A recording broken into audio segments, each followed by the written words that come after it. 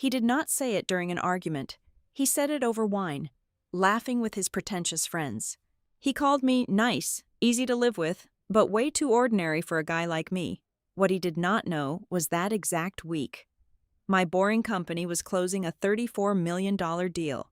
That single sentence made me decide to expose everything in the most ruthless way possible, by simply letting the truth speak. My name is Riley Bailey.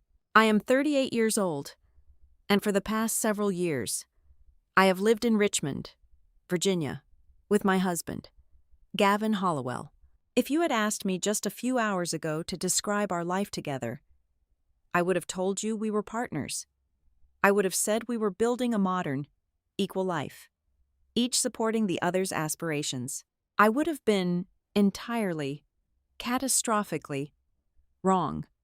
The unraveling of my marriage did not happen in the privacy of our own home. It did not happen during a screaming match over unpaid bills or hidden infidelities. It happened on a Tuesday evening, on a sprawling rooftop restaurant overlooking the Richmond skyline, surrounded by Gavin's inner circle of startup founders and angel investors. These were men who spoke in buzzwords, who measured a person's worth by their seed funding and their ability to command a room. Gavin fit right in. He thrived in the noise. I was merely his plus one, the quiet wife wearing a simple navy dress, sipping sparkling water while they debated market disruptions and valuation caps. Halfway through the main course, my phone buzzed in my clutch. It was Tessa Rowan, my business partner and co-founder. We had been working relentlessly for the past 18 months on a transaction that was about to change our lives. I excused myself from the table, flashing a polite, practiced smile at the man sitting next to me, and walked inside toward the quiet corridor near the restrooms to take the call. "We have the final red lines from the legal team," Tessa said, her voice crackling with a mixture of exhaustion and pure adrenaline. "Palisade Summit is ready. The structural edits on the holding company are approved. We are officially cleared to close." I leaned against the cool plaster wall, closing my eyes as the weight of her words settled over me. We had done it. We had built Greyline Metrics from the ground up, turning a boring compliance tracking software into a machine that a massive growth equity firm wanted to buy. "Are the numbers exactly as we discussed?" I asked, keeping my voice low so it would not echo down the hallway. "Exactly as discussed," Tessa confirmed. "They are acquiring 68% for $34 million. It is done. Riley, we are actually doing this." A wave of profound, quiet triumph washed through me. $34 million. It was a number so large it felt almost abstract. Yet it was the direct result of years of grinding work, late nights, and unglamorous dedication. I told Tessa I would review the documents as soon as I got home, congratulated her one more time, and ended the call. My hands were shaking slightly as I put the phone back into my bag. I wanted to run back to the table. I wanted to grab Gavin by the shoulders, pull him away from his pretentious friends, and tell him everything. I had kept the exact details of the acquisition quiet for months, not wanting to jinx it and not wanting to overshadow his own struggles with his company. But now, it was real. I could finally share the victory with the man I loved. I walked back toward the rooftop terrace. The heavy glass doors separating the indoor lounge from the outdoor dining area were slightly ajar. As I approached, I paused just out of sight, taking a deep breath to compose myself. That was when I heard Gavin's voice carrying clearly over the ambient music and the clinking of wine glasses. "Look, do not get me wrong," Gavin was saying, his tone dripping with a casual, magnanimous arrogance. "Riley is great. She is fine. She is nice. She is easy to live with. But let us be honest here." He paused, and I could practically see him leaning forward, commanding the attention of the table. "She is just way too ordinary to go with my ambition. I need someone who understands the game, someone who can run with me, not just wait at the finish line." The air in my lungs turned to ice. I stopped completely, my hand frozen inches from the brass handle of the door. A voice I recognized as Bryce, Gavin's closest friend and a man who wore his inherited wealth like a badge of honor, let out a sharp, barking laugh. Man, you are not wrong, Bryce chuckled. Riley is sweet, but she is totally the kind of woman who manages schedules and reminds people to take their vitamins. She is not exactly a visionary. The entire table erupted into laughter. It was not malicious laughter. It was worse. It was dismissive. It was the sound of a group of people agreeing on a fundamental truth. They were laughing at my expense, reducing me to a punchline, reducing my entire existence to a mundane, unremarkable footnote in Gavin's grand narrative. I stood there in the shadows, perfectly still. A weaker woman might have pushed the door open. A more impulsive woman might have marched up to the table, thrown a glass of expensive Cabernet in Gavin's face, and screamed the words $34 million at the top of her lungs. I did none of those things. I did not step inside to cause a scene. I stood there for exactly 15 seconds, breathing slowly, forcing my brain to record every single detail of this moment. I memorized the exact cadence of Gavin's words. I memorized the booming sound of Bryce's laughter. I etched the humiliation into my mind, turning it from a wound into a weapon. When the laughter finally died down and the conversation shifted back to venture capital, I pushed the door open and walked out onto the terrace. As I approached the table, Gavin turned to look at me. The transformation was instantaneous and terrifying. The arrogant, dismissive smirk vanished from his face, replaced immediately by the warm, loving expression of a devoted husband. He reached out, taking my hand and giving it a gentle squeeze. "Everything okay, babe?" he asked, his voice soft and attentive. "You were gone a while." I looked down at his hand covering mine. I looked at his eyes, searching for any hint of guilt, any trace of the betrayal that had just left his lips. There was nothing. His mask was flawless, and in that terrifyingly perfect transition, I realized the deepest, darkest truth of our marriage. His contempt for me was not a drunken mistake. It was not a slip of the tongue meant to impress his friends. It was his genuine, foundational belief. He truly thought he was better than me. "Everything is fine," I said, my voice remarkably steady. "Just a minor work issue. It is handled." "Good," Gavin smiled, patting my hand before turning back to Bryce. "As I was saying, the logistics sector is ripe for a complete overhaul." I sat through the rest of the dinner in a state of hyper-awareness. I ate my food. I nodded at the right times, and I smiled when it was required. I was a ghost haunting my own life, observing the man beside me with the cold, clinical detachment of a scientist examining a deeply flawed specimen. Hours later, the dinner finally ended. We drove back to our townhouse in silence. Gavin, too, absorbed in his own perceived brilliance to notice the absolute void radiating from my side of the car. When we walked through the front door, he headed straight for the kitchen to pour himself a nightcap, exhausted by the sheer effort of being so incredibly important. I walked upstairs to my home office. The room was dark, illuminated only by the streetlights filtering through the blinds. I sat down at my desk and opened my laptop. The screen glowed, illuminating the quiet space. I opened my email. Right at the top of my inbox was the message from Tessa, forwarding the final confirmation from Palisade Summit Partners. I stared at the numbers on the screen. I looked at the legal jargon, the bolded terms, the undeniable proof of my own extraordinary capability. Earlier that evening, before the dinner, I had drafted a text message to Gavin. It was sitting in my drafts folder on my phone. It read, "Can we celebrate tonight? Just the two of us. I have the most incredible news about Greyline. It is finally happening." I picked up my phone, opened the draft, and stared at the words. I thought about the rooftop. I thought about the laughter. I thought about the word ordinary. I did not cry.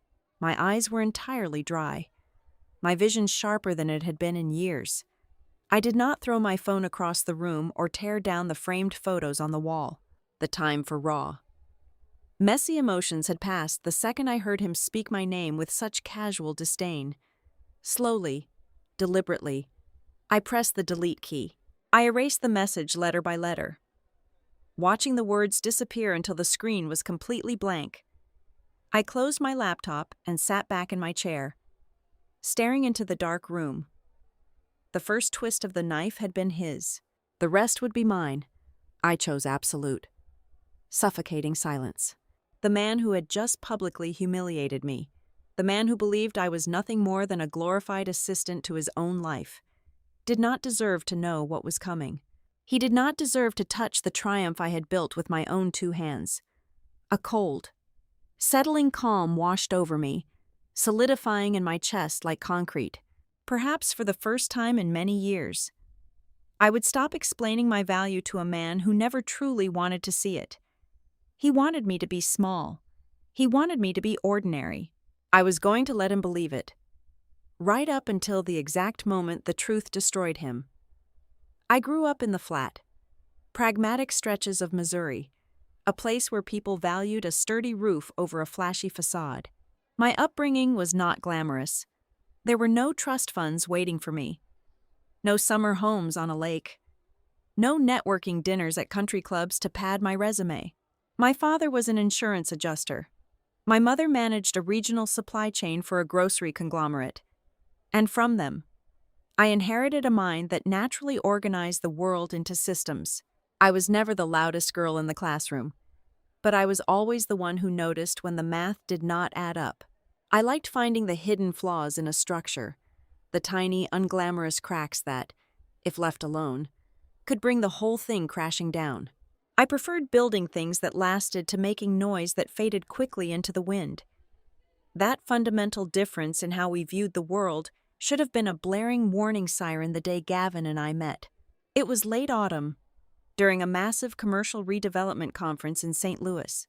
I was sitting in the 3rd row of a brightly lit hotel ballroom, wearing a sensible blazer and taking meticulous notes on municipal zoning changes. Gavin was up on the stage. He was part of a panel on urban technology, holding a microphone like it was a natural extension of his own hand. He was incredibly magnetic. He spoke quickly, leaning forward in his chair, throwing around phrases like market disruption, paradigm shift, and frictionless future with total conviction. He commanded the room not with hard data, but with sheer, undeniable charisma. At the time, I was working in the operations control department for a mid-sized regional healthcare chain. It was a job that made people's eyes glaze over at cocktail parties. Nobody wants to talk about compliance audits, vendor risk assessments, or the logistical nightmare of tracking boiler maintenance across 14 different medical facilities. But it required a brutally sharp mind and an iron stomach. You had to anticipate disaster long before it ever materialized. The turning point for my career came during a bitter week in January. Our healthcare network faced a massive crisis because a third-party contractor had let their specialized safety certifications lapse, and our manual tracking system had missed it entirely. A routine state inspection turned into a critical compliance failure that nearly shut down 3 surgical wards and almost cost the hospital network millions of dollars in federal fines and lost revenue. I spent 72 hours straight in a windowless conference room, untangling the mess and negotiating with state regulators. When the dust finally settled, I had a profound epiphany. The corporate world was entirely focused on front-end growth, but the back-end infrastructure, the unsexy, tedious work of tracking contractor records, safety certificates, and operational risks was being held together by duct tape and outdated spreadsheets. The market was desperate for a unified risk management platform.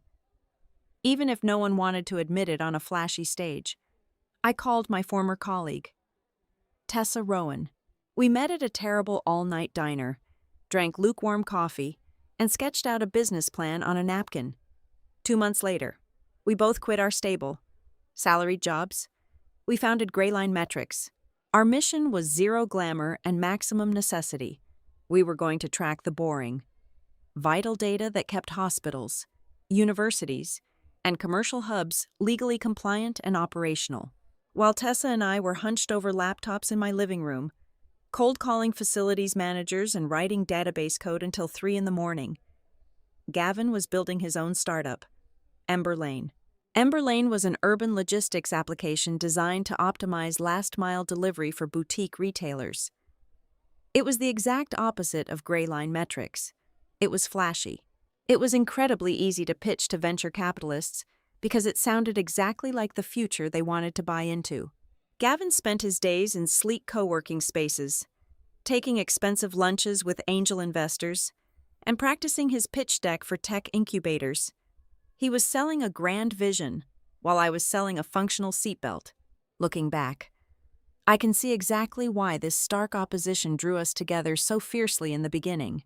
At the end of a grueling day spent wrestling with liability clauses and server architecture, Gavin's boundless, reckless optimism felt like a breath of fresh air. He was a firework, constantly bursting with new ideas and bold declarations. I remember one night in our first apartment, he was pacing the hardwood floor, panicked over a rejected term sheet from a major investor. I made a pot of black coffee, sat down at the dining table, and spent 4 hours completely rewriting his financial projections and operational timelines. When I handed him the printed pages, he looked at me like I was magic. "I do not know how your brain does this," he had said, kissing my forehead with profound relief. "You are the ground I walk on. Riley, I would float away without you." I cherished that sentence for years. I wore it like a private badge of honor. He told me he loved my calmness. He loved that when he spun out of control, worrying about burn rates and user acquisition, I could sit him down, look at his chaotic ledgers, and map out a practical survival plan. I was drawn to him because I deeply believed that beneath the slick presentation and the startup jargon, there was a man who possessed the drive to build a solid, mature life. I thought his need for the spotlight was just a professional tactic, a necessary evil to get his company off the ground. We fell in love in the quiet spaces between building our companies. We got married on a crisp afternoon in October, standing in front of 50 of our closest friends. We moved to Richmond, bought a sensible townhouse, and mutually agreed to delay having children. We were building an empire, we told ourselves. We were forging a modern, equal partnership, focusing entirely on our careers so that when we finally decided to start a family, we would have the financial freedom to do it on our own terms. It felt incredibly progressive. It felt like we were writing our own rules for how a marriage should look. But there was a silent, insidious crack in the foundation of our life together from the very beginning. It was not something that snapped loudly. It was a slow, creeping erosion that I chose to ignore for the sake of peace. The difference between us was not just about the industries we chose to work in. It was a fundamental divergence in how we defined our own worth as human beings. Gavin required an audience to feel real. For him, the value of his work, and by extension, the value of his life, was entirely dependent on external validation. If a major tech blog did not write an article about his latest feature update, he felt the update did not matter. If an investor did not praise his vision at a networking dinner, he spiraled into a foul mood for days. He measured his success by the applause he received, the invitations to exclusive events, and the number of powerful people who recognized his name when he walked into a room. I operated on a completely different frequency. For me, value was inherent in the work itself. I did not need a magazine article to tell me that Gray Line Metrics was successful. I knew we were successful because I watched our client retention rate hold steady at 98% year after year. I knew our worth because a university hospital could pass a massive federal audit flawlessly using the software Tessa and I built. I found deep, quiet satisfaction in creating something structurally sound, something that solved a real, expensive problem, even if no one outside of a facility management office ever knew my name. I thought our differences made us a perfect team. I thought I provided the stable foundation that allowed him to reach for the stars without falling. I did not realize until much later that when you spend your entire life standing firmly on the ground, holding the ladder steady for someone else, the person climbing eventually forgets that you are the only reason they are safe. He started to look down from his height. He started to mistake my quiet focus for a lack of ambition. He began to confuse the absence of a spotlight with the absence of talent. The true tragedy of our marriage was not that we simply grew apart over time. It was that we grew exactly as we were designed to, finally revealing that his desperate need to be seen would eventually require me to remain completely invisible. The honeymoon phase of our marriage barely lasted 1 year before the harsh reality of the venture capital world caught up with Emberlane. Gavin had sold a beautiful, seductive dream of frictionless urban logistics, but the actual execution of that dream was bleeding money faster than it brought revenue in. He began to panic, though he disguised it as strategic maneuvering. Every 3 months, there was a new business model, a new target demographic, or a new game-changing feature that required completely rebuilding their software architecture. He fired his chief operating officer, then his lead developer, constantly convinced that the people around him simply lacked his visionary scope. Our evenings became defined by his relentless pacing across the living room rug and his endless monologues about burn rates, runway, and uncooperative investors. Meanwhile, Greyline Metrics was moving at the speed of a glacier, which was exactly how Tessa and I had designed it. We did not want explosive, unstable growth that could collapse overnight. We wanted deep, unshakable roots. We chased down tiny, unglamorous contracts with community colleges and secondary outpatient surgical clinics. We spent entire weeks optimizing a single automated workflow for tracking fire safety certificates and elevator maintenance logs. We built our reputation not with glossy marketing campaigns or buzzwords, but by saving our clients tens of thousands of dollars in compliance fines. It was grueling, invisible work, but it was incredibly solid. Because I saw how much Gavin was struggling with the crushing weight of his own expectations, I quietly stepped in to cushion his fall. I never explicitly pointed out that I owned the deed to our Richmond townhouse long before he ever put a ring on my finger. I simply stopped mentioning the mortgage payments, quietly absorbing them into my own ledger so he could feel like an equal partner in our home. When his company's health insurance lapsed during a particularly brutal cash crunch, I silently paid the premium gap out of my own personal savings. When his car needed a major transmission overhaul, I covered the mechanic's bill before he even saw it. When he insisted he needed a brand new, top-of-the-line laptop to render presentations for potential investors, I handed him my credit card and told him it was an investment in our shared future. I happily absorbed the cost of his expensive networking dinners, his memberships to exclusive professional societies, and his meticulously curated wardrobe. I convinced myself that shielding his fragile ego was my fundamental duty as a supportive, modern wife. I thought I was protecting his confidence, completely unaware that I was actively subsidizing his delusions of grandeur. The true cost of my financial and emotional silence was the absolute erasure of my own professional identity within our social circle.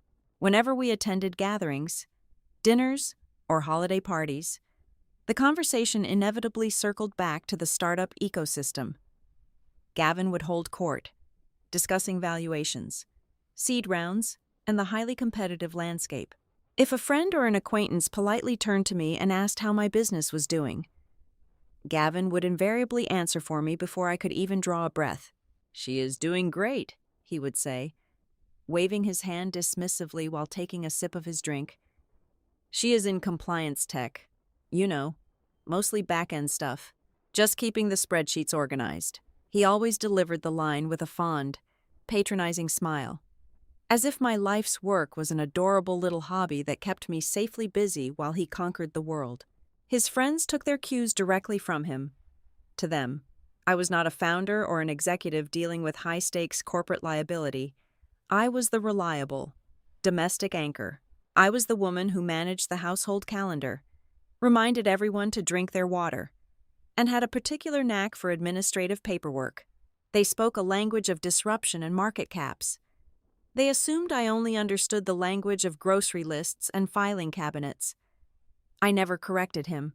I never interrupted his grandstand performances to explain the complex, proprietary data architecture I had designed or the multi-million-dollar liability crises I managed on a daily basis.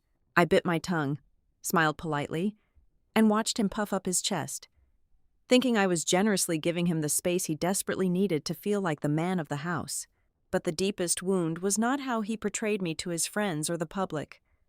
The real agony, the slow, silent poison that seeped into the marrow of our marriage, was his complete and utter lack of curiosity about me. In the years we lived together, sharing the same bed, eating at the same table, and supposedly building a life as partners, Gavin never once asked to see the software platform I had built from nothing. He never asked how our sales pipeline was functioning. He never inquired about the specific, complex problems we were solving for our clients. He simply assumed that because my work was not heavily publicized on tech blogs, it was not worth exploring. He had no idea what was actually happening right under his own roof. While he was desperately chasing phantom investments and hemorrhaging cash in a desperate bid for relevance, Grayline Metrics was quietly transforming into a corporate powerhouse. Tess and I grew the company from just the two of us working on a sofa to 39 full-time employees. I was conducting interviews with senior software engineers and regional sales directors, while Gavin thought I was updating spreadsheet columns. We expanded our operational footprint to cover secure, multi-year contracts across 12 different states. Our client retention rate was so astonishingly high that it defied industry averages, a metric that would make any serious private equity fund absolutely salivate. We were generating massive recurring revenue streams, compounding our success month over month, year over year. I was running a highly profitable enterprise from the spare bedroom of the townhouse I paid for, and my husband thought my greatest daily achievement was color-coding digital files. It took me far too long to understand the psychological trap I had meticulously built for myself. I had spent years actively minimizing my own achievements to ensure Gavin never felt threatened by my competence. I filed away my victories in complete silence. I absorbed his financial burdens without a single complaint. I let him rewrite my demanding career into a mere footnote so he could remain the undisputed protagonist of our shared life. I learned a devastating and bitter lesson during those quiet years of marriage. When you continuously shrink yourself to keep the peace, the person standing next to you does not realize you are crouching. They do not appreciate the agonizing effort it takes to make yourself small so they can feel tall. Instead, they simply begin to believe that this diminished, quiet version is your true size. Gavin did not respect me because I had spent my entire marriage teaching him that I did not require respect to stay. I had mistaken self-effacement for love, and in doing so, I had handed him the very hammer he used to tear me down. The acquisition did not happen overnight. For nearly 18 months, Palisade Summit Partners had been quietly tracking us from the shadows. They were a massive growth equity firm, the kind of institution that did not waste its time on flashy pitch decks, charismatic founders, or empty promises of future disruption. They operated on cold, hard data. They had watched our operational footprint expand steadily across the healthcare compliance sector. When they finally made their move, their initial offer to purchase a 68% stake in Grayline Metrics for $34 million felt less like a standard negotiation and more like an inevitable gravitational pull. They did not want us because our user interface looked sleek on a smartphone or because our brand name trended on social media. They wanted us because we possessed the holy grail of pragmatic venture investing, incredibly strong recurring revenue, and clients who simply could not afford to leave. In their world, they called it sticky. Once a hospital network integrated our platform to avoid catastrophic federal fines, they never unsubscribed. We had become the invisible digital plumbing of institutional risk management, solving an extraordinarily expensive pain point that no one else had the patience to touch. The due diligence phase was a brutal, exhausting marathon. Tessa and I practically lived inside a secure virtual data room. We endured endless legal reviews, relentless system architecture audits, and exhaustive examinations of every single client contract we had ever signed. Teams of forensic accountants tore through our financials, hunting for discrepancies, while external cybersecurity experts aggressively probed our data protection protocols. We mapped out detailed post-acquisition growth scenarios, defending every revenue projection against deeply skeptical private equity partners who scrutinized every single decimal point. It was the most intense intellectual combat of my life. A high-stakes corporate thriller playing out in windowless conference rooms and endless chains of encrypted emails. The bitter irony of the entire situation was that I had never intended to keep this a secret from my husband. From the moment Palisade signed the initial letter of intent, I had been quietly planning the perfect way to tell Gavin. I had mentally drafted the conversation 100 times in my head. I had even looked into booking a private table at his favorite high-end steakhouse for the Friday after the final terms were officially locked. I wanted to look him in the eye, pour a glass of vintage champagne, and share the sheer magnitude of what I had achieved. I genuinely believed that this victory would belong to both of us, a testament to the sacrifice and quiet focus of our early years together. But then the rooftop dinner happened. Those few mocking sentences, delivered over a glass of wine, shattered that illusion permanently. The morning after that dinner, I sat at my desk and systematically canceled the restaurant reservation. I deleted the notes I had saved on my phone about how to present the buyout to him. The decision was not born out of a sudden, fiery need for immediate vengeance. It was a cold, terrifying calculation. If I told Gavin about the acquisition now, he would undoubtedly celebrate. He would kiss me, tell me he was incredibly proud, and boast to all of his friends about his brilliant wife. But I would always know the devastating truth. He would not be celebrating the woman sitting across from him. He would be celebrating the $34 million price tag suddenly attached to her. He would only respect my mind because a massive financial institution had validated it first. I refused to let my life's work serve as a delayed translation tool for a man who refused to speak my language when I had nothing to offer his ego. Tessa, who knew my professional and personal rhythms better than anyone else, immediately sensed the shift in my demeanor. We were sitting in my home office late on a Thursday evening, reviewing a complex indemnification clause, when she finally set her pen down on the desk. "You have been a complete vault since Tuesday," Tessa said, leaning back in her chair and studying my face closely. "We are about to close a life-changing transaction, Riley. We are crossing the finish line, but you look like you are preparing for a funeral. Did something happen with Gavin?" I looked away from the monitor, staring blindly at the blinking cursor on the screen. I could have told her everything right then. I could have repeated the humiliating words I had overheard. But my pride, newly armored and entirely unyielding, held the details back. "Nothing new happened," I said quietly, my voice devoid of any inflection. "I just need to know who he really is before I let this deal speak for me." Tessa did not push further. She gave a slow, understanding nod, picked her pen back up, and we returned to the contract. The silence between us shifted from tense to fiercely protective. As the final legal barriers were cleared, a separate, entirely unexpected piece of leverage fell directly into my lap. It happened during a routine status call with the lead partner at Palisade Summit, a sharp, fiercely intelligent woman named Sarah. We were discussing future networking events and public relations strategies when she casually complained about a persistent annoyance in her inbox. "I have this mid-tier wealth manager constantly trying to leverage his way into our upcoming limited partner summit," Sarah muttered over the phone, the irritation clear in her voice. "Guy named Bryce Colwyn. Do you know him? He operates out of Richmond. Total lightweight, but aggressive as hell. He keeps trying to pitch me some over-leveraged urban logistics portfolio to see if we will bite." The name hit me like a physical blow to the chest.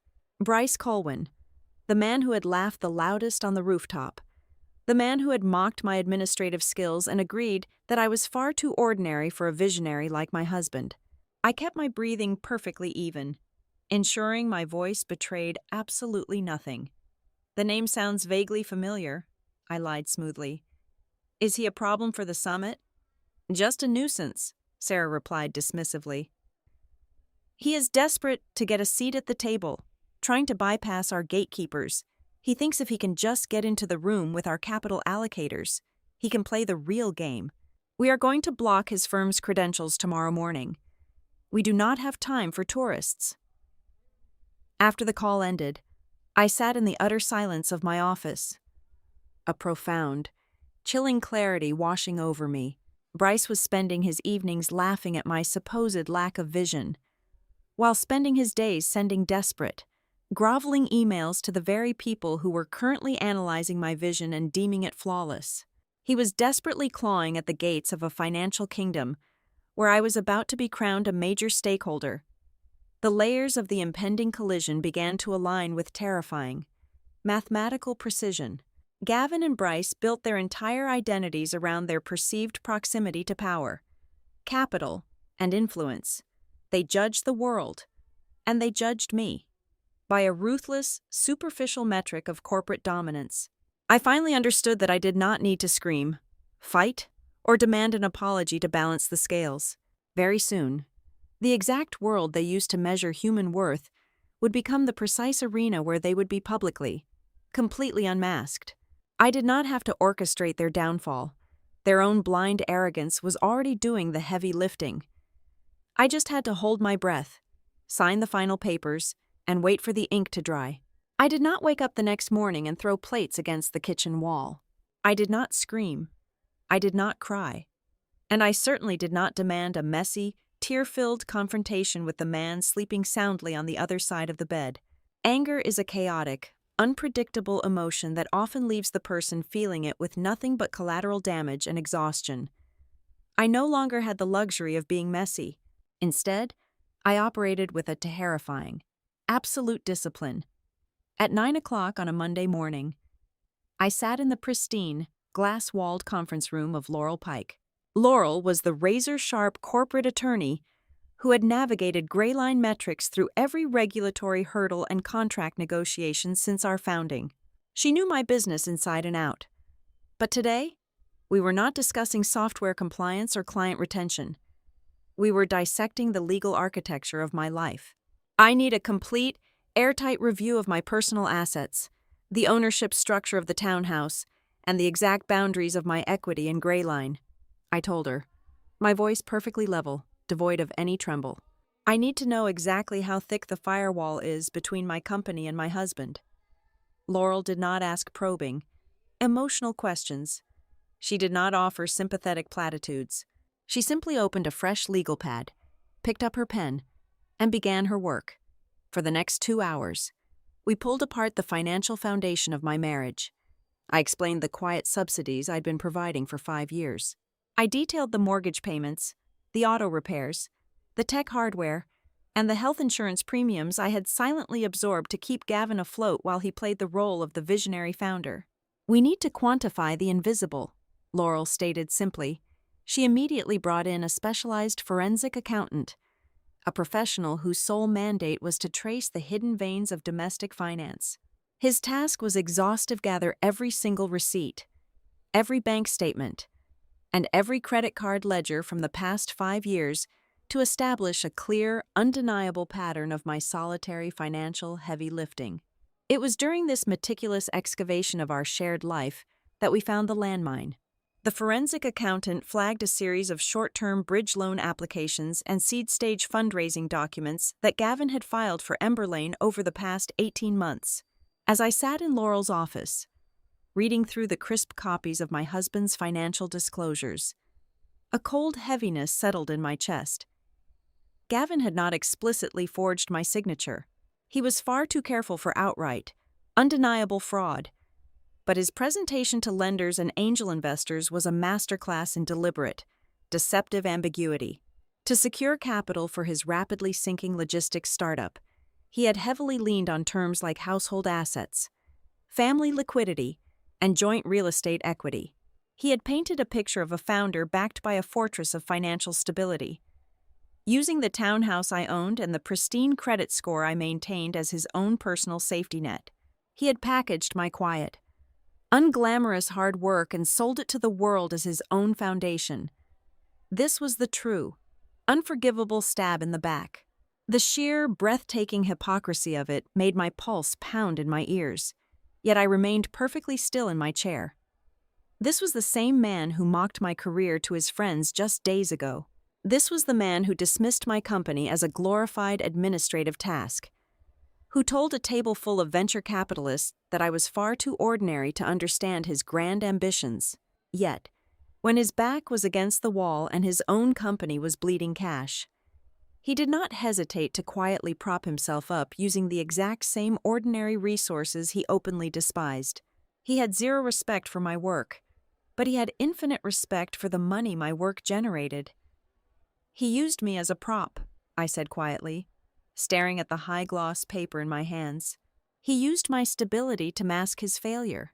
He used the illusion of joint assets," Laurel corrected smoothly, tapping her pen against the mahogany desk. "But the reality is much colder. Riley, you established gray line metrics well before several key legal milestones in your marriage. Your capitalization table is immaculate.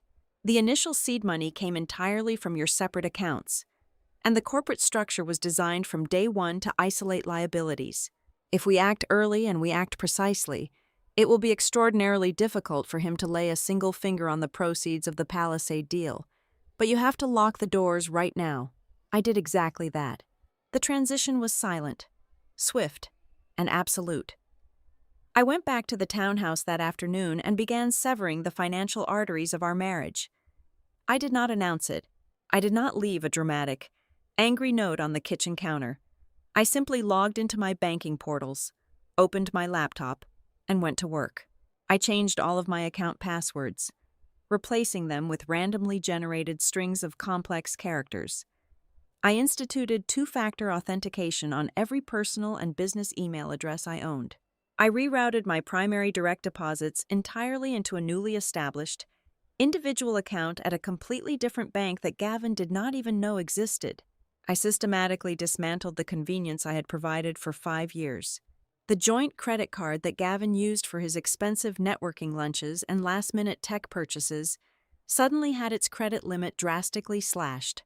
I stopped the automatic transfers that routinely topped up his checking account whenever his startup inevitably skipped a payroll cycle.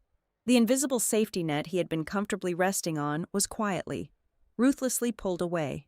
When the household utility bills arrived later that week, I paid exactly my half and left the remaining balance sitting squarely on his desk. When he casually texted me asking if I could just grab the invoice for his upcoming industry conference because his corporate card was acting up, I replied with a simple, polite refusal, stating I was rebalancing my personal budget for the quarter. He was slightly annoyed, of course, but he was so profoundly self-absorbed that he completely misread the situation. He thought I was just being temporarily stubborn, perhaps a little stressed from my boring administrative job. He could not comprehend the tectonic plates shifting beneath his feet because he had never once bothered to look at the ground he was standing on. He still thought he was the undisputed king of the castle, completely unaware that the moat had just been drained and the drawbridge had been permanently raised. There was no explosive confrontation. There was no tearful demand for couples counseling or late-night arguments about respect. The greatest surprise of those long, quiet days was how easily I shed the role of the nurturing, long-suffering wife. For half a decade, I dedicated myself to nurturing the comfort of our home, relentlessly exhausting my own spirit to maintain its harmony. I had absorbed his anxieties, funded his delusions, and shrunk my own shadow so he could shine brighter in his artificial spotlight. But sitting in my home office, watching the final digital locks click into place, I realized that era was permanently over. I was no longer the keeper of the peace. I was a sovereign entity preparing for a siege. I had stopped reacting to my trauma with emotion, and I had started managing it with lethal, corporate discipline. For the very first time in my life, I was not just building a structure. I was fiercely protecting my own territory. And the man who thought he owned the world was about to find out he was locked outside the gates. The shift did not announce itself with a sudden explosion or a dramatic proclamation. It started in the subtle, everyday spaces of polite conversation. For years, I had perfected the art of the evasive summary. Whenever someone in Gavin's orbit asked about my day, I offered practiced, self-deprecating deflections. I made myself small so Gavin could comfortably fill the rest of the room. But the weekend after my quiet legal preparations, we attended a Sunday brunch hosted by one of his former fraternity brothers, a woman I barely knew. The wife of an angel investor Gavin was desperately courting, politely asked how my little compliance project was going. In the past, I would have smiled brightly and said it was keeping me busy. Instead, I set my coffee cup down, looked her directly in the eye, and gave her a real answer. "It is actually scaling aggressively," I told her, my voice clear and steady. "Our client retention rate has held firm at 98% for 3 consecutive quarters.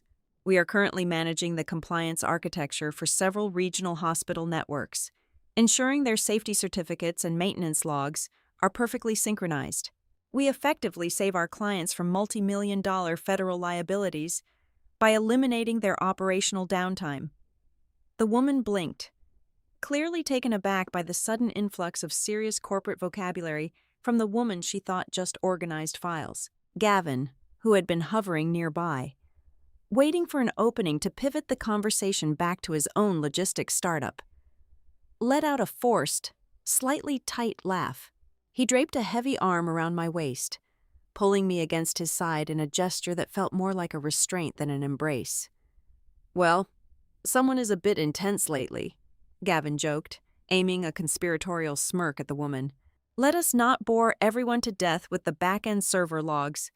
Babe, nobody wants to talk about compliance on a Sunday." Normally, I would have apologized, laughed at myself, and let him change the subject. But the old Riley was gone. I did not shrink. I simply took a sip of my water, turned my head to look at him, and offered a cool, unbothered smile. "Risk mitigation is never boring when you are saving people millions of dollars, Gavin," I replied smoothly. I did not raise my voice. I did not sound angry. I just sounded like a woman who knew exactly what her time was worth. Gavin's smile faltered for a fraction of a second before he quickly dragged the investor's wife into a conversation about golf. The real friction, however, occurred a few days later during a dinner at an expensive tapas restaurant with Bryce and a few other founders. Bryce was emboldened by a few craft cocktails and his usual unchecked arrogance. He was holding court, loudly dissecting a recent tech buyout, when he decided to use me as his customary punchline. "So, Riley," Bryce said, leaning across the table with that familiar, patronizing smirk plastered across his face, still ruling the administrative world, the undisputed queen of spreadsheets. Right, in the past, I would have let out a soft, polite laugh. I would have nodded and let the insult slide right over me to preserve the fragile harmony of the group. This time, I set my fork down precisely on the edge of my plate.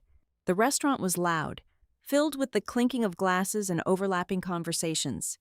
But my voice cut through the ambient noise with the clinical precision of a scalpel. "I am," I replied, keeping my expression perfectly pleasant and my eyes locked onto his. "Do you want to know the exact revenue generated from those spreadsheets this quarter?" Bryce, the table went completely, awkwardly silent. Bryce's smirk froze on his face, rapidly decaying into an uncomfortable, bewildered grimace. He blinked several times, completely unprepared for a target that shot back with live ammunition. I held his gaze without blinking, letting the silence stretch out, heavy and suffocating. No one chuckled.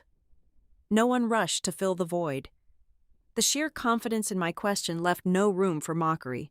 For the first time in our entire social history, Gavin was not the focal point of the table. He looked at me, his eyes wide with a mixture of confusion and sudden, sharp irritation. The spotlight had swung unexpectedly, and the glare was blinding him. He awkwardly cleared his throat and loudly ordered another round of drinks to break the tension. But the damage was done. Gavin could feel the ground shifting, but his ego refused to let him diagnose the actual problem. He brought it up later that week, though he carefully avoided mentioning the restaurant incident directly. He was standing in the kitchen, aggressively adjusting his tie in the reflection of the microwave door. He had an introductory dinner scheduled with a new syndicate of potential investors. "I was thinking you should come with me tonight," Gavin said, attempting to sound casual but failing to hide the underlying desperation. "It would be really good for them to see us together. You could casually mention that your company is doing great, too, just to project stability. Investors love a stable household. It creates a solid narrative around my name." I paused my coffee grinder and looked at his reflection. He was not asking for a partner, He was asking for a prop. He needed my unglamorous, steady reality to anchor his floating, desperate illusions. He wanted to borrow the very success he openly mocked behind my back. I cannot, I said simply, turning back to the counter and pouring hot water over my coffee grounds. I have a late meeting with my legal team. You can move a meeting. He pushed, his voice tightening with immediate impatience. This is important. Riley, my runway is getting short. I need to look completely solid tonight. My company is not a stage prop for your fundraising narrative. Gavin, I replied, my tone flat and entirely uncompromising. You will have to project stability on your own. He stared at me, his jaw clenching so hard a muscle twitched in his cheek. He felt the growing distance, the sudden, inexplicable coldness radiating from my side of the house, but he read the symptoms completely wrong. To him, I was just being difficult. I was having a moody week. He had absolutely no concept that the power in our relationship had not just shifted, it had completely vanished from his hands, while Gavin was struggling to maintain his artificial balance. My own world was accelerating toward a massive transformation. Tessa and I had a secure, closed-door video conference with the senior partners at Palisade Summit to finalize the post-acquisition leadership structure. I had naturally assumed Tessa would take the helm. She was the more vocal of the two of us, the one who usually handled our rare press inquiries and outward-facing communications. But Sarah, the lead partner driving the acquisition, cut right through our preliminary transition models. We have reviewed the executive restructuring, Sarah stated, her gaze fixed directly on me through the high-definition screen, and we are making a change. Tessa, you will transition to Chief Operating Officer. Riley, we want you stepping up as the public-facing Chief Executive Officer. I was genuinely stunned. I leaned closer to the monitor.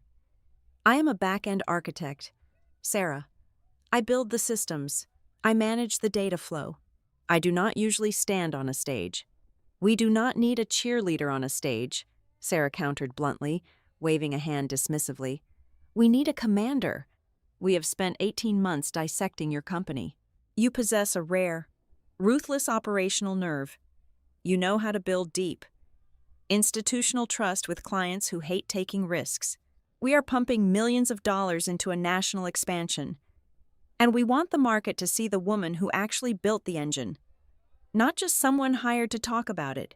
You have an exceptional capability to command respect. It is time you owned your title. Her words struck a deep, vibrating chord inside my chest. For years, I had rationalized my preference for the shadows as a simple personality trait. I told myself I just naturally preferred the background. But facing the screen, listening to an objective, highly successful investor validate my exact skill set, I realized the deeply uncomfortable truth. I had not been hiding out of humility. I had been hiding to avoid outshining my husband. I had systematically stripped myself of my own authority, voluntarily shrinking my professional footprint, simply to make room for his fragile ego. Stepping into the light, accepting the title of Chief Executive Officer, was no longer about showing off or chasing applause. It was about stopping the relentless, exhausting habit of self-sabotage. It was the final, necessary act of claiming the exact space I had rightfully earned. I looked at Tessa, who was nodding emphatically, her face beaming with absolute, fierce pride. Then I looked back at Sarah on the screen. I accept the position, I said, my voice resonating in the quiet room with a new, permanent weight. He walked through the front door late Sunday evening, carrying the distinct scent of expensive bourbon, airport lounges, and unearned confidence. He had spent the entire weekend out of state with Bryce and their usual entourage of self-proclaimed disruptors. When he dropped his leather weekender bag onto the hardwood floor of the foyer, he did not call out my name with his usual casual affection. Instead, he walked into the living room wearing a carefully rehearsed expression.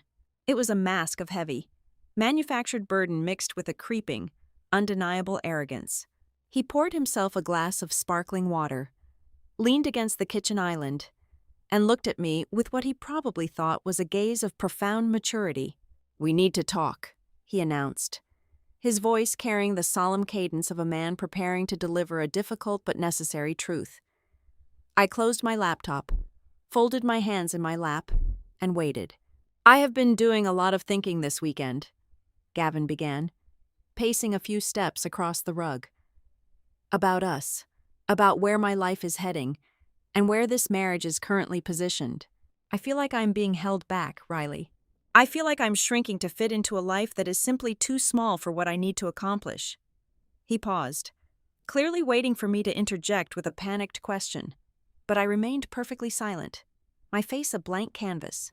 "I am not saying I do not care about you," he continued, his tone softening into something that sounded aggressively patronizing. "But the circles I am moving in now, the level of capital I am trying to secure, it requires a different kind of partnership. I need someone who has a broader range, someone with a certain social sharpness, a partner who can walk into a room full of heavy hitters and instantly command respect, not just someone who manages the household and keeps her head down. I need space to figure out if this is really the foundation I can build an empire on." He did not use the word divorce. Men like Gavin rarely initiate a clean break. They prefer to leave the door wedged slightly open, keeping you on the hook as a backup plan while they test the waters of their grand delusions. He was throwing out management buzzwords range, positioning, foundation to disguise the simple fact that he thought he had outgrown me. He fully expected a reaction. He anticipated tears, a trembling lip, or perhaps a desperate, fierce argument where I begged him to stay, promising I could be more glamorous, more outgoing, more worthy of his brilliant trajectory. I looked at him. I looked at the man whose car repairs I had paid for, whose health insurance I had covered, whose very lifestyle was heavily subsidized by the ordinary woman sitting in front of him. I felt no heartbreak. The love I once had for him had already been meticulously and systematically dismantled. "Okay," I said. It was just one word. A single, flat, two-syllable acknowledgement. My voice stayed calm. I did not blink. Gavin completely froze. The air in the room seemed to suddenly rush out. His pacing stopped dead. He stared at me, his brow furrowing in genuine, absolute bewilderment. "Okay," he repeated, his voice losing its practiced, booming resonance, dropping into an awkward, entirely unscripted register. "That is all you have to say. Just okay." "You said you need space to figure out if this life is too small for you," I replied, my voice as calm and steady as a metronome. "I am giving you exactly what you asked for. There is nothing else to discuss." The sheer, absolute calm of my response was the very first blow that knocked him entirely off his pedestal.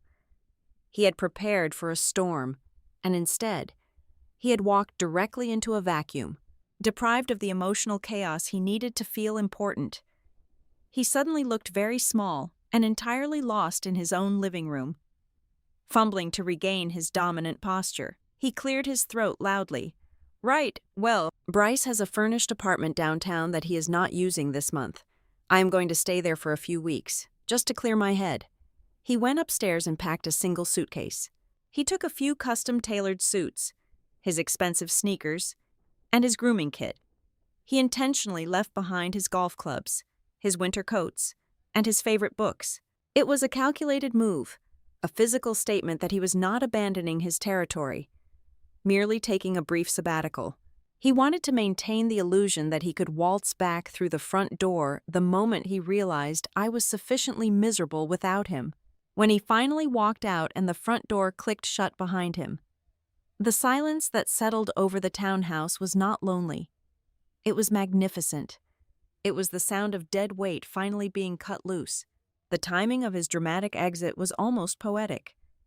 During the exact same week, Gavin packed his bags to go search for a bigger life. The Palisade Summit acquisition entered its absolute final stage. Tessa and I spent our days locked in Laurel Pike's downtown office, flanked by senior partners and tax specialists. We were reviewing the final, binding master purchase agreement. The due diligence was over. The audits were flawless.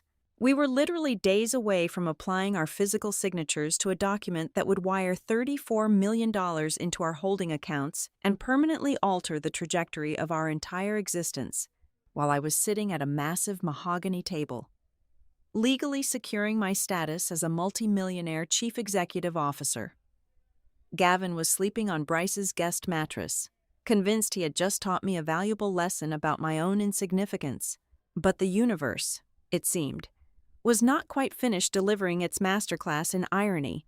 Later that week, a completely unexpected piece of information filtered back to me through a mutual acquaintance in the tech sector.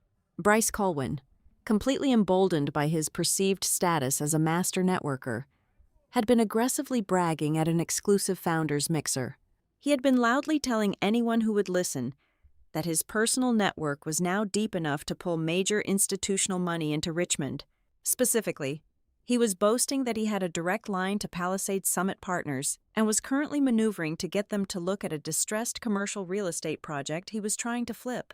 Bryce was parading around, selling the illusion of access. He truly believed he was a shark swimming in the deep water, capable of orchestrating high-level meetings with the absolute elite of the private equity world. Neither Bryce nor Gavin had the slightest, microscopic inkling of the catastrophic reality hurtling toward them. They did not know that Palisade Summit Partners had just spent the last 18 months intensely studying, valuing, and ultimately purchasing the exact company they had relentlessly mocked. They did not know that the powerful financial institution Bryce was desperately trying to court had just appointed me the ordinary, boring, spreadsheet managing wife as the public face of their newest, most lucrative corporate asset. A weaker person might have sent a cryptic text message. A more vindictive woman might have anonymously leaked the impending press release just to watch them panic. But I did absolutely nothing. I did not laugh at them in public. I did not issue a single warning. I sat back and watched the clock tick down. I let their unchecked arrogance continue to run at full speed, completely unimpeded, straight toward the edge of the cliff. They had spent years building a world based entirely on perception, status, and cruelty. I was simply going to let the cold, hard, undeniable truth catch up to them. The flight to Denver was remarkably quiet. Tessa and I sat in the premium cabin, watching the topography of the country shift beneath us as we headed toward the final closing. We did not chatter nervously about the future. We did not review the contract terms for the 100th time. The grueling, exhausting work of negotiation was already done, safely locked within the briefcases sitting at our feet. Palisade Summit Partners operated out of a sleek, minimalist glass tower in the heart of the downtown financial district. Their executive boardroom was not designed for the kind of chaotic, chest-thumping celebrations that Gavin and his tech startup friends constantly craved. There was no loud, pulsing music, no popping of cheap champagne corks, and absolutely no fake, exaggerated cheering for the benefit of a social media camera. It was a room built exclusively for serious people moving serious capital. The massive table was carved from solid, polished walnut. The coffee was poured quietly from heavy silver carafes. The atmosphere was dense with mature, focused intent. Sarah, the lead partner driving the acquisition, sat directly across from us with a thick, flawlessly organized stack of finalized master purchase agreements. For 3 solid hours, we sat in comfortable leather chairs, meticulously signing our names on dozens of signature lines, verifying routing numbers, and confirming legal addendums. When the very last page was initialed, Sarah simply nodded to a senior financial officer standing discreetly by the door. He stepped into the hallway and made a brief, highly secure phone call. 10 minutes later, my phone vibrated against the wood of the table with a secure notification from Laurel Pike. She confirmed that the initial tranche of the $34 million had successfully cleared the institutional wires and landed safely in our escrow accounts. I had always wondered what this exact moment would feel like. I had expected to feel a massive, overwhelming surge of adrenaline. I thought I would experience the kind of euphoric, dizzying high that venture capitalists always boasted about during their industry podcasts. But sitting in that quiet Denver boardroom, looking at the 9-figure confirmation screen. I did not feel a flashy, explosive sense of victory. Instead, I felt a profound, almost physical shifting of my own skeleton. For 5 long years, I had been subconsciously hunching my shoulders, making my presence smaller, and carrying the immense, invisible weight of my husband's fragile ego, his chronic financial instability, and his desperate, constant need for external validation. In that perfectly quiet room, that crushing weight simply vanished into the air. I felt my spine finally, permanently straighten. I took a deep, unrestricted breath, realizing with absolute clarity that I would never have to brace myself against his reckless failures ever again. I was financially, legally, and entirely free. The corporate structure of the deal was exactly what Tessa and I had ruthlessly fought for during the legal reviews. Palisade Summit acquired their 68% majority stake. But Greyline Metrics firmly retained all strategic and operational control. We were immediately injected with a massive reserve of liquid expansion capital designed to scale our software infrastructure across the entire nation, and per Sarah's uncompromising mandate. The executive board officially recognized me as the sole public chief executive officer of the newly expanded enterprise. The execution of the public announcement was planned with the tactical precision of a military operation. Palisade scheduled the official press release for the following week, perfectly timed to coincide with the National Facilities Resilience Summit in Minneapolis. It was the largest, most heavily attended industry conference of the year, and the Palisade public relations team had aggressively secured the main stage for me to deliver a keynote address regarding the future of automated institutional compliance.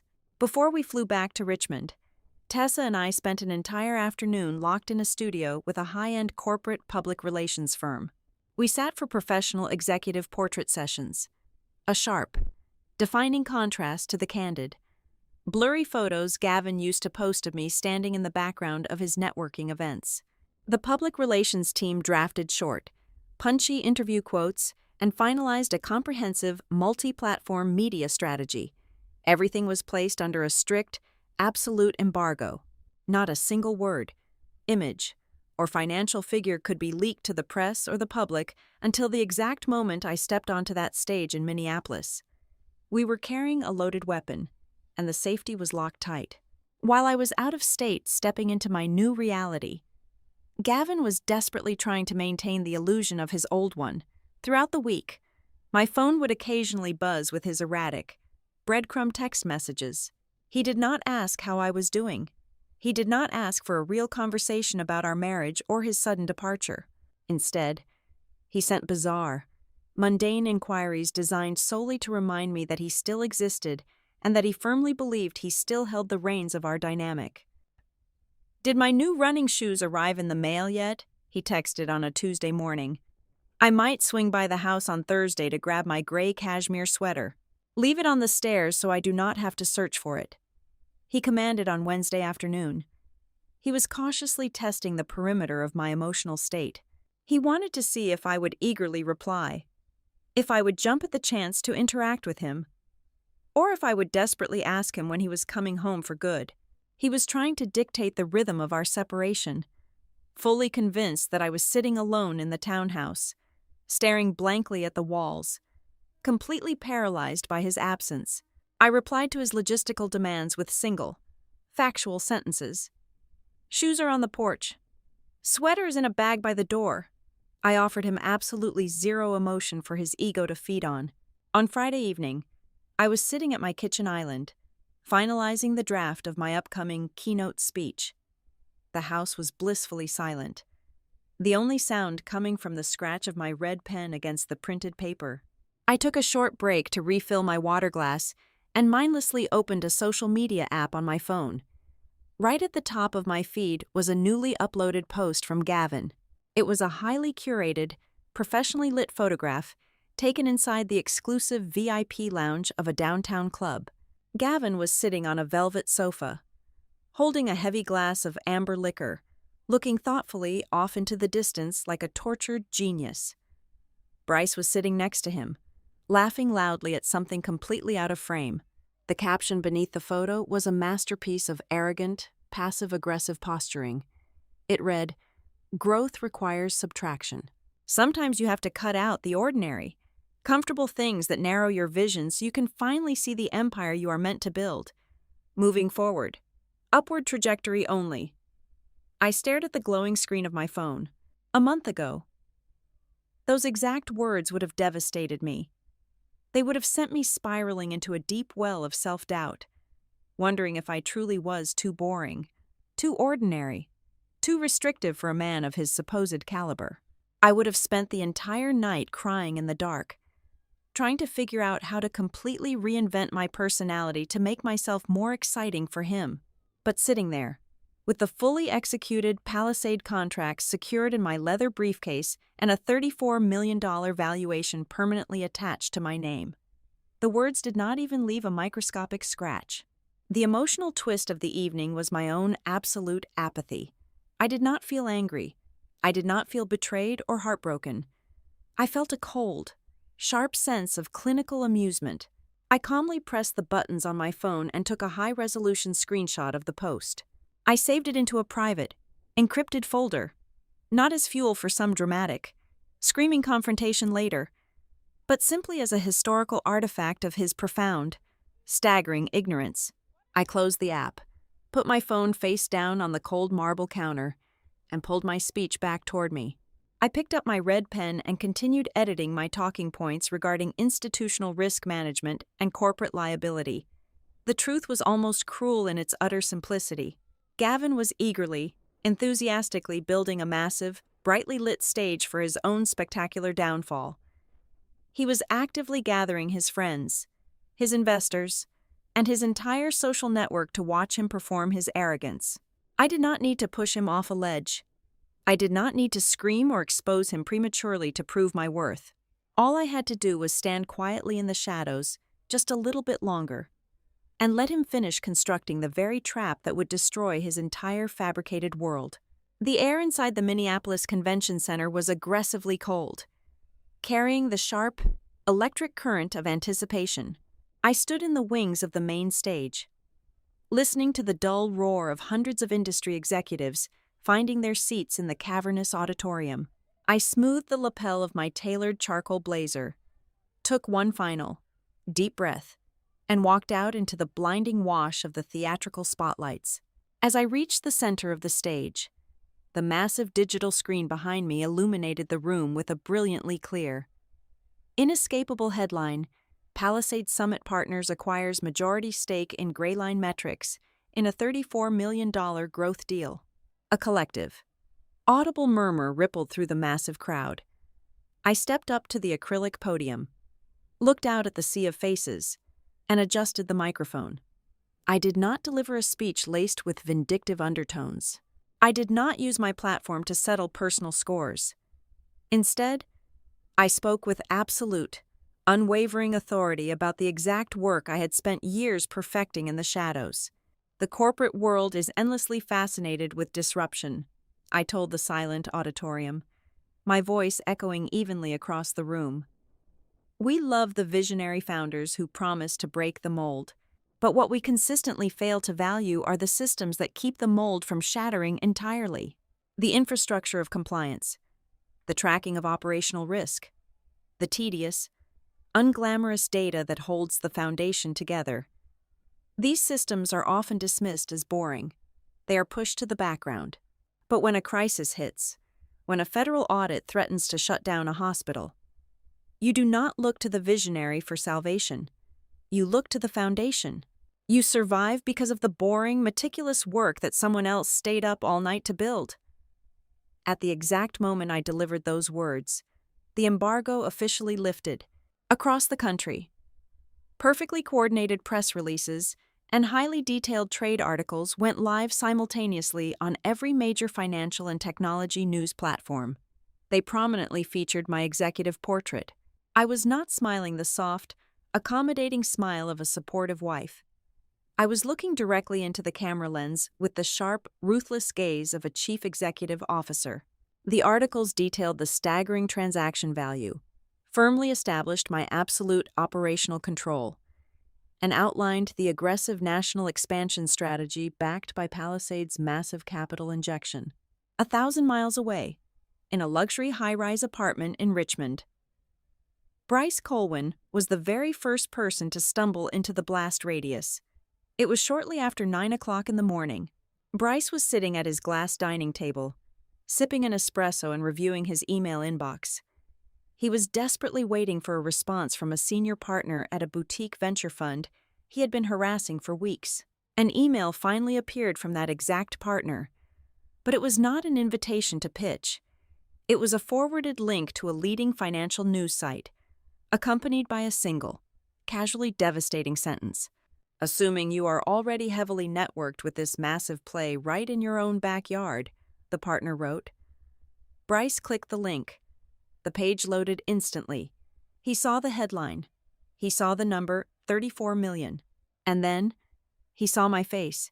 He stared at the screen, his brain entirely unable to process the conflicting data. This was Riley, the woman he had relentlessly mocked just days ago. The woman he called the Queen of Spreadsheets.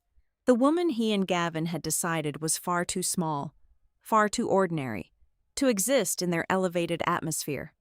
Bryce dropped his ceramic espresso cup. It shattered against the hardwood floor. Dark coffee splashing across his expensive Italian loafers. But he did not even flinch. He just kept staring at the screen. A cold, nauseating dread pooling in his stomach as he realized he had spent the last 2 years actively insulting a woman who now commanded more institutional capital than he would ever see in his lifetime. Less than 10 minutes later, the shockwave violently hit Gavin. Gavin was sitting in his leased co-working space, aggressively typing an email to a potential angel investor, completely oblivious to the shifting tectonic plates.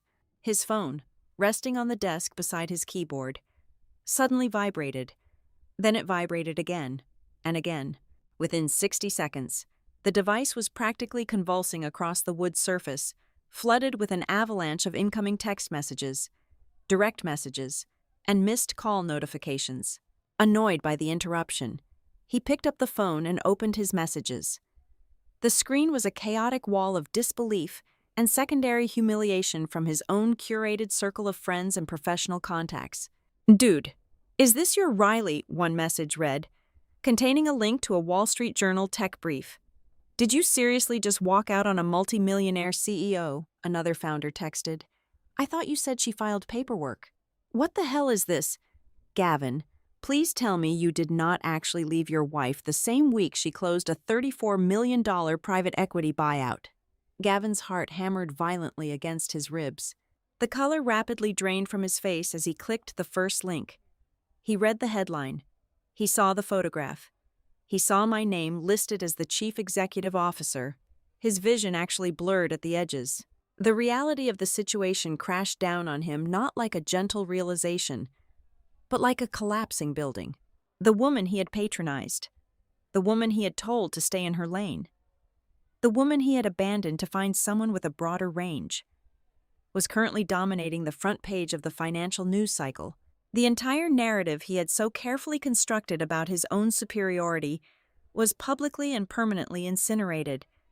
But the social humiliation was merely the opening act. The true, catastrophic consequence arrived 20 minutes later in the form of a highly urgent phone call from the commercial lending officer handling Ember Lane's emergency bridge loan. Gavin answered the call with a trembling hand, trying desperately to force his voice into its usual confident register. "Yes, David. Good morning. Are we cleared for the capital injection?" "We have a massive problem, Gavin," the lending officer stated, his tone completely stripped of any professional courtesy. "Our risk assessment team just flagged the national press release regarding your wife's company. You submitted your loan extension utilizing the concept of household financial strength and joint liquidity as a primary backing metric. But the news clearly states her corporate assets are heavily insulated, and there are suddenly loud rumors circulating through the Richmond network that you two have physically separated. If your household assets are no longer accessible, your collateral profile is fundamentally fraudulent. We are immediately freezing the extension pending a full, Forensic review of your personal financial disclosures. The phone slipped a fraction of an inch in Gavin's sweaty grip. The bridge loan was the only thing keeping his company's servers running. It was the only money left to make the next payroll. Without it, Ember Lane would functionally cease to exist by the end of the month. David, wait, you do not understand, Gavin stammered, the arrogant, visionary facade completely disintegrating. My wife and I are just having a temporary disagreement. The assets are still there. I can talk to her. We are freezing the account. Gavin, the lender repeated coldly, and the line went dead. Panic, absolute and unfiltered, finally took control. Gavin opened my contact on his phone and hit the call button. It rang until it hit voicemail. He called again, and again, and again. I had just stepped off the main stage in Minneapolis, the applause still ringing softly in my ears as I walked into the quiet, heavily soundproofed green room behind the auditorium. I set my presentation notes down on a glass table and pulled my phone from my pocket. The screen was illuminated with 14 missed calls and 6 new voicemails, all from Gavin. I tapped the screen and played the most recent message. The voice that spilled out of the small speaker was unrecognizable. The patronizing drawl was gone. The casual, bored superiority had completely vanished. Riley, please, you have to pick up the phone, Gavin begged, his voice cracking with a high, tight note of sheer terror. I saw the news. I do not understand what is happening. Why did you not tell me? Riley, my lenders are pulling out. They are freezing the company accounts. I need you to call me back. I need you to tell them we are still together. Please. Riley, I am so sorry. Just pick up the phone. I stood in the center of the quiet room, listening to the desperate, hyperventilating sound of a man watching his entire fabricated universe burn to the ground. He was not apologizing for his cruelty. He was not apologizing for mocking my ambition. He was apologizing because the bank was taking away his money.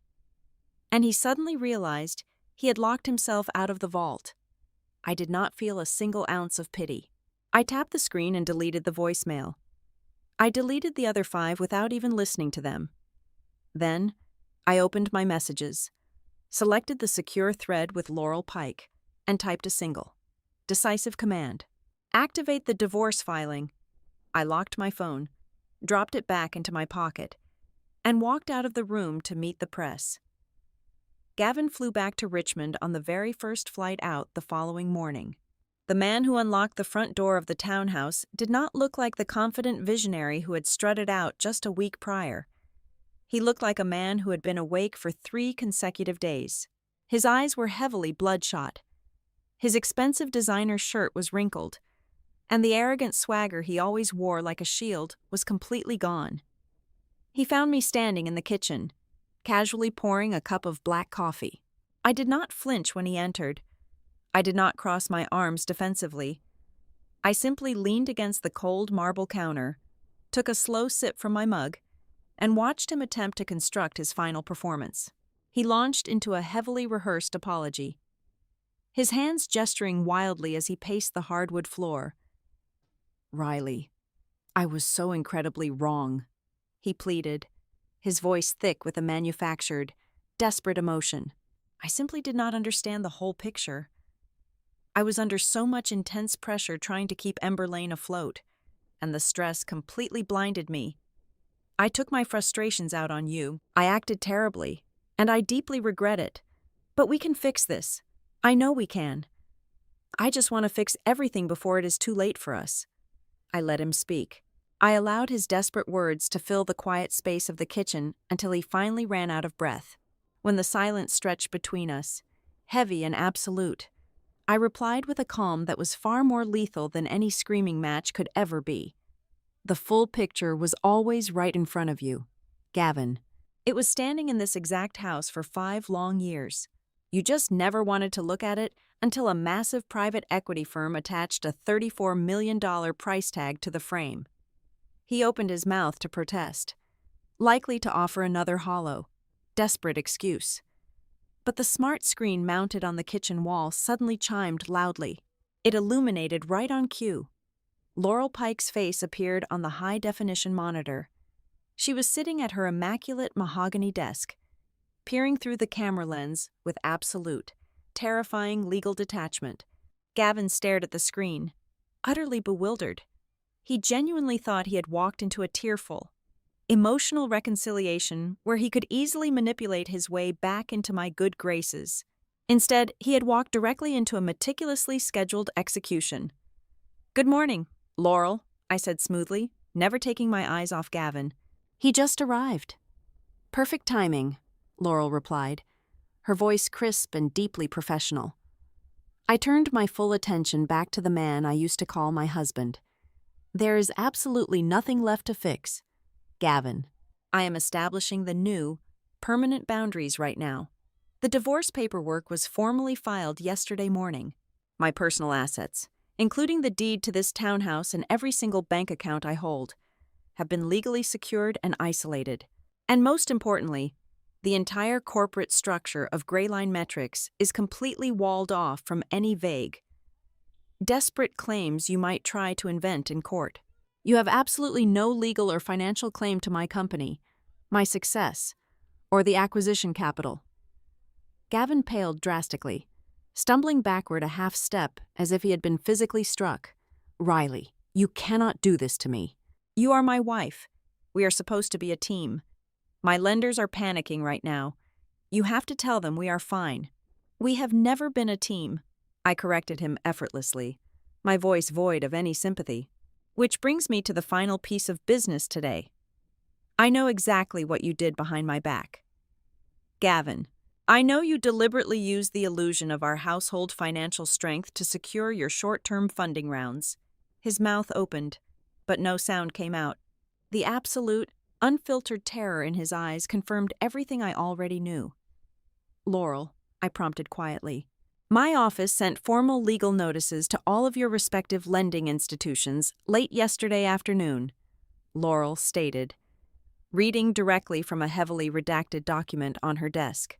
"We legally clarified, on the record, that Riley does not guarantee, authorize, or stand behind any of Emberlane's financial commitments. She has zero liability for your corporate debt, and your previous claims regarding shared household liquidity are officially contested. The consequences of that single legal maneuver were immediate and total. I did not have to hack his banking accounts. I did not have to spread malicious rumors or ruin his reputation with dirty tricks. I simply refused to let him rewrite the truth any longer. By surgically removing the false financial foundation he had built his entire identity upon, the emergency funding he was desperately clinging to evaporated into thin air. He had spent his entire adult life painting a beautiful, visionary facade over a crumbling, hollow structure. The truth simply washed the paint away, exposing the rot underneath. He stood in the center of my kitchen, completely and utterly broken. The man who desperately needed to command every room he ever entered was suddenly stripped of all his artificial power by a woman who refused to even raise her voice. In the weeks and months that followed, I did not gloat. I never wrote one single petty social media post about our separation. I did not leak embarrassing stories to our mutual acquaintances or try to drag his name through the mud. I maintained absolute, dignified silence. And ironically, that very silence became his ultimate, inescapable punishment, because I absolutely refused to engage in a messy public feud. Our entire social and professional circle clearly saw the stark, undeniable contrast between us. They saw a woman operating at an elite, untouchable level of class, and they saw a man who had foolishly, arrogantly thrown away the only real asset he ever possessed. His friends quickly stopped returning his phone calls. Bryce, deeply humiliated by his own profound miscalculation, distanced himself entirely to save his own fragile reputation. Gavin was left completely alone with the failing remnants of a logistics startup that had only ever existed because I quietly paid his bills. Several months later, the dust from the divorce had completely settled. I was standing in a massive, sunlit commercial space in Phoenix, Arizona, proudly overseeing the launch of Greyline Metrics' newest National Operations Center. The sprawling room was buzzing with brilliant, highly focused people. I had specifically hired them because they possessed the exact kind of quiet, unglamorous talent that the loud, flashy venture capital world usually ignores. I stood near a large glass window, looking out at the vast, sprawling desert horizon. I thought about that fateful rooftop dinner back in Richmond. I thought about the clinking wine glasses, the loud laughter, and the incredibly casual way Gavin had dismissed my entire existence. I finally understood the profound, beautiful irony of his insult. The word ordinary was never an accurate description of who I was. It was simply the lazy, convenient label, and incredibly shallow, arrogant man slapped onto a depth he completely lacked the intelligence to comprehend. He desperately wanted a woman who could blindly reflect his own artificial light. He never realized he was standing next to a force that could generate its own undeniable power. Thank you so much for listening to my story today. I would love to know where you are listening from, so please drop a comment below so we can connect and share our thoughts. If you enjoyed this journey, please subscribe to the Olivia Revenge Stories channel, like this video, and show your support by hitting the hype button so this story can reach and inspire even more people.